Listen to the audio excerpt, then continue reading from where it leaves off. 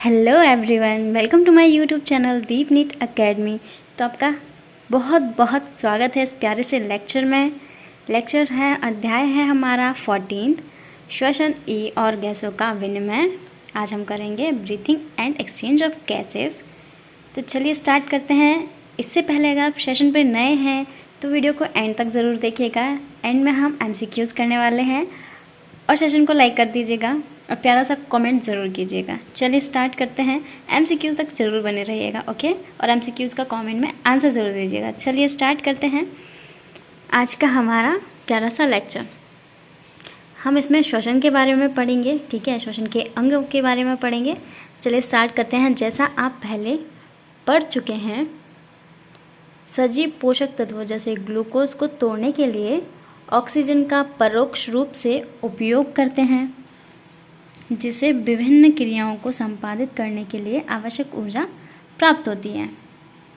उपरोक्त अपचयी क्रियाओं में कार्बन डाइऑक्साइड CO2 मुक्त होती हैं, जो कि हानिकारक होती हैं। इसीलिए यह आवश्यक है कि कोशिकाओं को लगातार O2 उपलब्ध कराई जाए और CO2 को बाहर मुक्त किया जाए। तो श्वसन क्या है? इस प्रक्रिया में हम क्या करते हैं? भोज्य पदार्थों को तोड़कर ऊर्जा का निर्माण करते हैं। आपने ग्लूकोज की जो रिएक्शन है वो तो देखी होगी, कैसी क्या होती है वो। C6H12O6 प्लस एरो से क्या बनता है? CO2 बनता है, प्लस H2O बनता है और प्लस में क्या? ATP बनता है, ठीक है। ये क्या है? श्वसन की रिएक्शन है। तो इसमें क्या होता है? हम ग्लूकोज को तोड़कर ऊर्जा का निर्माण करते हैं, ठीक है।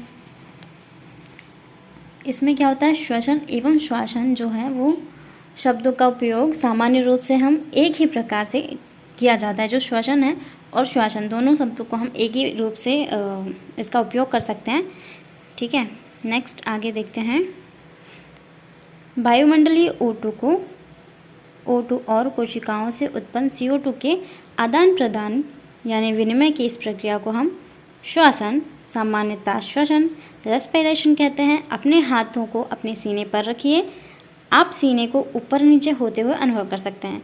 बिल्कुल हम अपने सीने पर जैसे हाथ रखते हैं, हम सांस लेते हैं तो हमारा जो चेस्ट है वो ऊपर की ओर आता है, और जैसे हम सांस छोड़ते हैं वो नीचे की ओर चला जाता है, ठीक है। तो हम इस चीज़ को अनुभव कर सकते हैं, ठीक है। आप जानते हैं कि श्वसन के कारण हैं, आप जानते हैं कि ऐसा श्वसन के कारण होता है, ठीक है।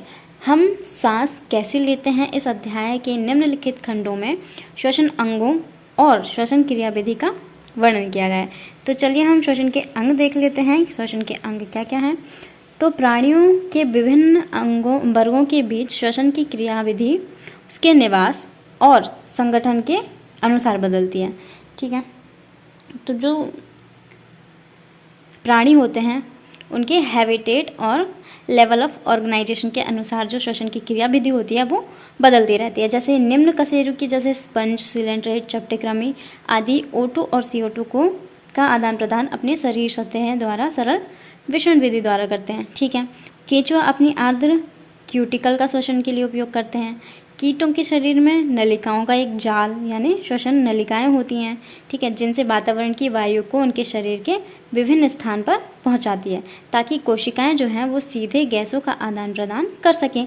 जलीय आर्थ्रोपोड और मोलस्का में श्वसन विशेष संवहनीय संरचना क्लोम द्वारा होता है, ठीक है। मोलस्का में श्वसन कैसे होता है? क्लोम के द्वारा होता है। जबकि हम देखते हैं श्वसन क्या है? श्वसन वह प्रक्रिया है जिसमें शरीर O2 को ग्रहण करता है और CO2 को शरीर से बाहर निकालता है, ठीक है। मनुष्य में श्वसन तंत्र के प्रमुख अंग इस प्रकार हैं। तो चलिए हम प्रत्येक संघ के में देखते हैं कि श्वसन कैसे होता है, ठीक है। तो हमारे पास 11 फाइलम्स होते हैं, ठीक है। उनमें श्वसन के अंग देखते हैं। पॉरीफेरा में कोई विशेष श्वसन अंग नहीं होता। ये क्या करते हैं? बॉडी सरफेस से डिफ्यूजन करते हैं ना, सरल विधि द्वारा विषण विधि द्वारा ये श्वसन करते हैं, ठीक है। इनमें जल नाल तंत्र सहायक होते हैं, ठीक है। अब नेक्स्ट हम देखते हैं सिलेंड्रेट यानी निडेरिया में जो श्वसन अंग होते हैं, इसमें भी कोई विशेष अंग नहीं होते, ये भी अपनी शरीर सतह द्वारा विसरण विधि से श्वसन करते हैं। ठीक है, प्लेटी हेलमिंथेस में भी कोई किसी विशेष प्रकार का श्वसन अंग नहीं होता, ये भी अपने शरीर त्वचा द्वारा डिफ्यूजन द्वारा करते हैं। ठीक है, श्वसन। नेक्स्ट देखते हैं एस्के हेलमिंथेस, इसमें भी कोई विशेष अंग नहीं होता, यानी कि आपके पॉरीफेरा से लेके एस्केलमिंथेस तक कोई विशेष अंग नहीं होता। ये जो श्वसन करते हैं ये अपनी शरीर सतह द्वारा सरल विसरण विधि द्वारा श्वसन करते हैं। एनालिट्स में देखते हैं हम, अर्थवॉर्म आता है इसमें, तो इसमें क्या होता है, नम त्वचा के द्वारा क्यूटेनियस रेस्पिरेशन होता है।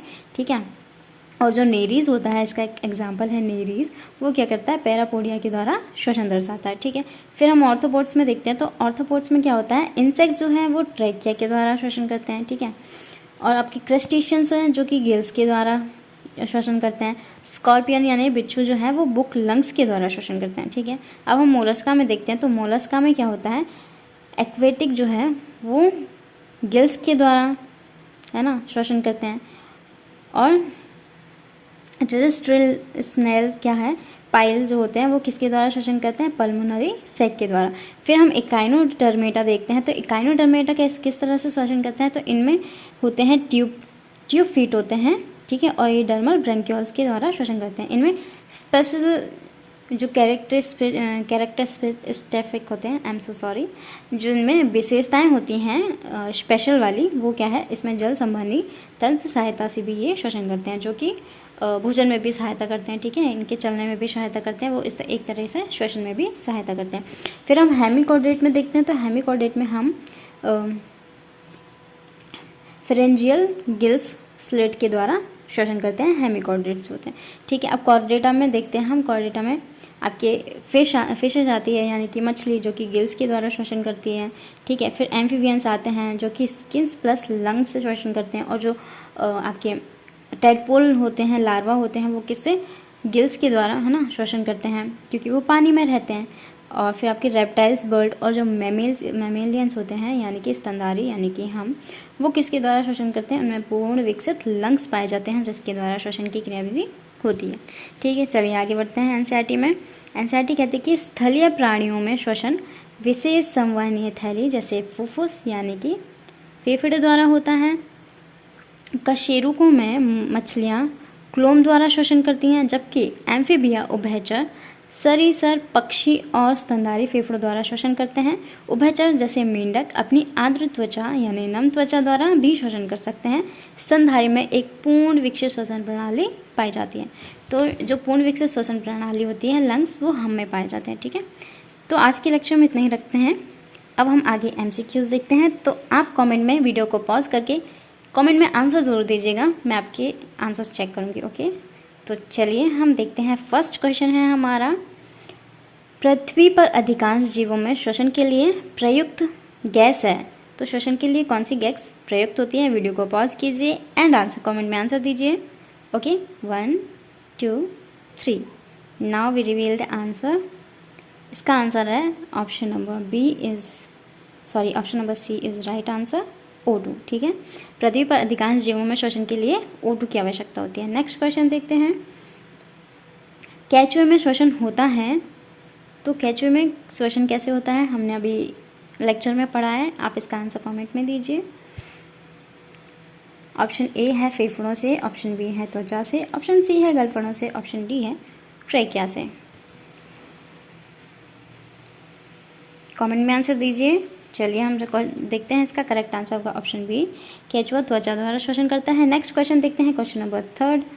कीटों में श्वसन अंग है, ऑप्शन ए फेफड़े, ऑप्शन बी गलफड़े, ऑप्शन सी ट्रेकियल तंत्र, ऑप्शन डी त्वचा। तो इसका करेक्ट आंसर कमेंट में दीजिएगा वीडियो को पॉज करके।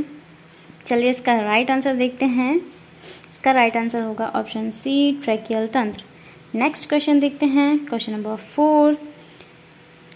मछलियों में श्वसन होता है, इसका करेक्ट आंसर होगा ऑप्शन ए है त्वचा से, ऑप्शन बी है फेफड़ों से, ऑप्शन सी है गलफड़ों से, ऑप्शन डी है ट्रेकिया से। तो इसका करेक्ट आंसर होगा, कमेंट में आंसर जरूर दीजिएगा ऑप्शन सी गलफड़ों के द्वारा। ठीक है, नेक्स्ट क्वेश्चन देखते हैं।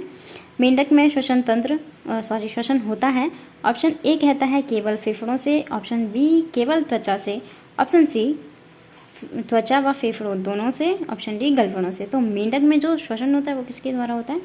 त्वचा व फेफड़ों दोनों से होता है, और टेडपोल लार्वा में गलफड़ों के द्वारा होता है। तो इसका करेक्ट आंसर होगा ऑप्शन सी, त्वचा व फेफड़ों दोनों से। तो आज के लेक्चर में इतना ही रखते हैं, मिलते हैं नेक्स्ट लेक्चर में। Till then take care, bye bye, thank you so much, and comment करके मुझे ज़रूर बता दीजिएगा कि आपको ये लेक्चर कैसा लगा। टेक केयर, बाय बाय, मिलते हैं नेक्स्ट सेशन में, थैंक यू।